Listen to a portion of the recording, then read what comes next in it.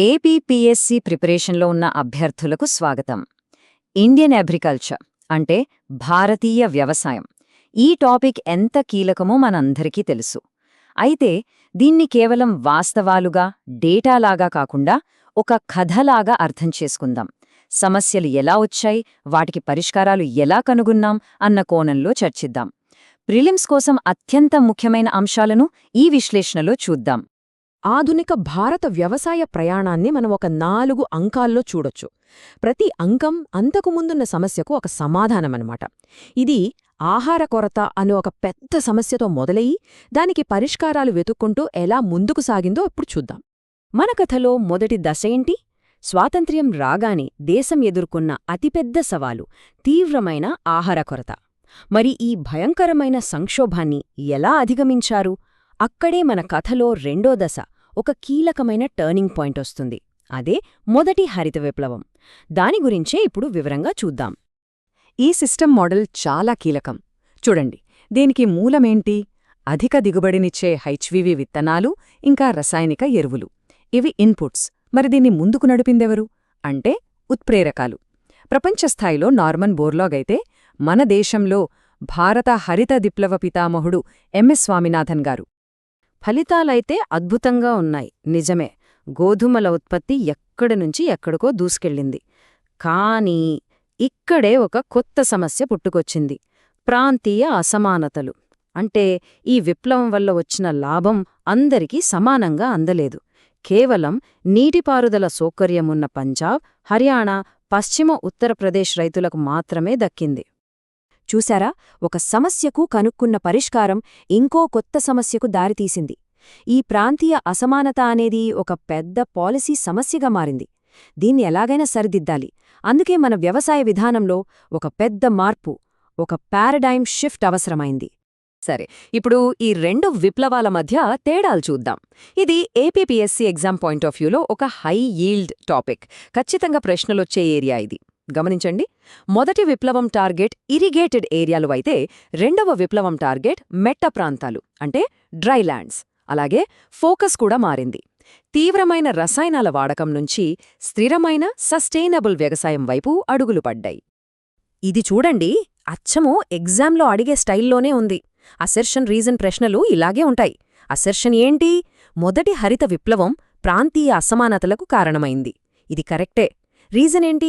మెట్ట ప్రాంతాల రైతులు ప్రయోజనాలు పొందలేకపోయారు. ఇది కూడా కరెక్టే. అంతేకాదు, ఈ రీజన్ అసెర్షన్కు సరైన వివరణ కూడా. సో ఇది ఒక క్లాసిక్ ప్రశ్న నమూనా.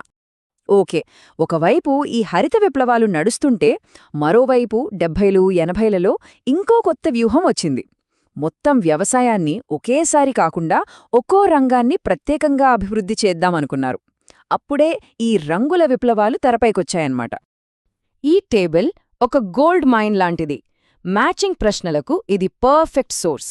పసుపు అంటే నూనె గింజలు, నీలం అంటే చేపలు, తెలుపు అంటే పాలు. ఇవన్నీ సరే, కానీ ఇక్కడొక కామన్ ట్రాప్ ఉంది, చాలామంది తప్పు చేసే చోటు.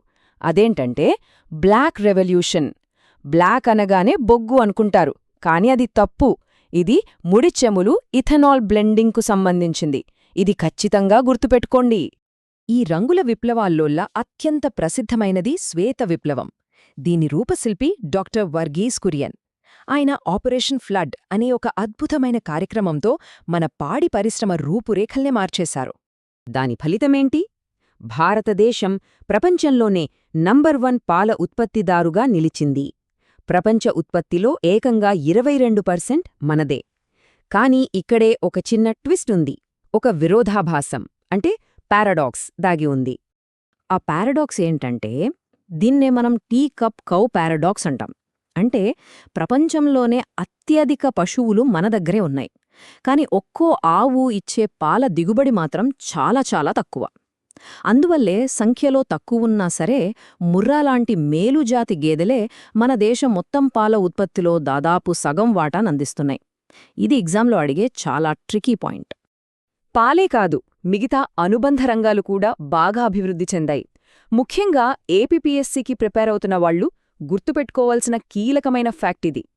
కోళ్ల పెంపకంలోనూ చేపల ఉత్పత్తిలోనూ ఈ రెండింటిలోనూ ఆంధ్రప్రదేశ్ దేశంలోనే మొదటి స్థానంలో ఉంది. సరే, ఇన్ని విప్లవాలొచ్చాయి, గ్రీన్, వైట్, బ్లూ, యెల్లో. మరి వీటన్నిటినీ కలిపి చూడాలి కదా. నెక్స్ట్ లాజికల్ స్టెప్ ఏంటి? ఇంటిగ్రేషన్. అంటే అన్నింటినీ ఏకీకృతం చేయడం. అదే ఈ ఇంద్రధనుస్సు విప్లవం లేదా రెయిన్బో రెవల్యూషన్. ఇది ఒక అల్టిమేట్ సింథసిస్ అన్నమాట. మొదటి హరిత విప్లవం సృష్టించిన సమస్యల్ని సరిదిద్దుతూ గ్రీన్, వైట్, యెల్లో, బ్లూ ఇలా అన్ని విప్లవాల లక్ష్యాల్ని కలిపి ఒక స్థిరమైన, సమీకృత వ్యవసాయాన్ని సాధించడమే దీని ఉద్దేశ్యం. ఇప్పుడు దీన్ని పాలసీతో లింక్ చేద్దాం. జాతీయ ఆహార భద్రతా మిషన్ అంటే NFSM ఇది చాలా ముఖ్యమైన పాలసీ. అయితే ఇక్కడ మీకొక చీట్ కోడ్ ఇస్తున్నా, జాగ్రత్తగా వినండి. ఈ మిషన్ కింద బియ్యం, గోధుమలు, పప్పుధాన్యాలు ఉన్నాయి, కానీ నూనె గింజలు లేవు. దీన్ని ఎగ్జామ్లో చాలాసార్లు ట్రిక్ చేయడానికి అడిగారు. ఆయిల్ సీడ్స్ దీని పరిధిలోకి రావు.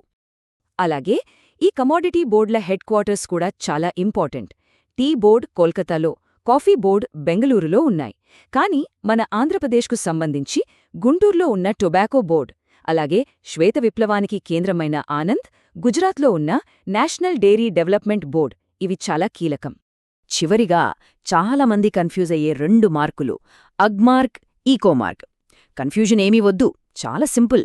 ఒక ప్రోడక్ట్ మీద అగ్మార్క్ ఉందంటే అది నాణ్యమైనది, క్వాలిటీ ప్రోడక్ట్ అని అర్థం. అదే ఈకోమార్క్ ఉందంటే ఆ ప్రోడక్ట్ పర్యావరణానికి సురక్షితమైనది అని అర్థం. ఒకటి నాణ్యత, ఇంకోటి పర్యావరణ భద్రత. అంతే తేడా. సరే, ఇప్పటిదాకా మనం చాలా విషయాలు నేర్చుకున్నాం.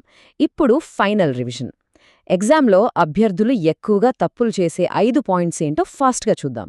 ఇది మీ ఫైనల్ చీట్ కోడ్ లిస్ట్ అనుకోండి. ట్రాప్ నంబర్ 1, NSMలో నూనె గింజలు లేవు. మళ్ళీ చెప్తున్నా, లేవు. ఇది గుర్తుపెట్టుకోండి.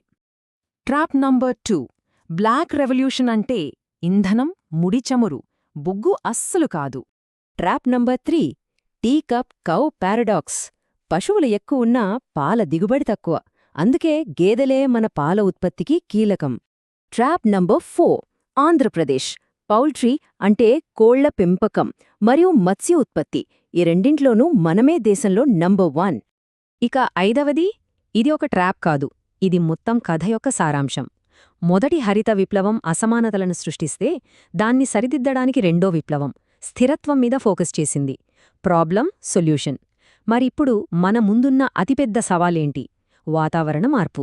ఈ క్లైమేట్ చేంజ్ను తట్టుకుంటూ మన భవిష్యత్ వ్యవసాయం ఎలా ఉండబోతుంది? ఇదే మనం ఆలోచించాల్సిన తదుపరి కీలకమైన ప్రశ్న.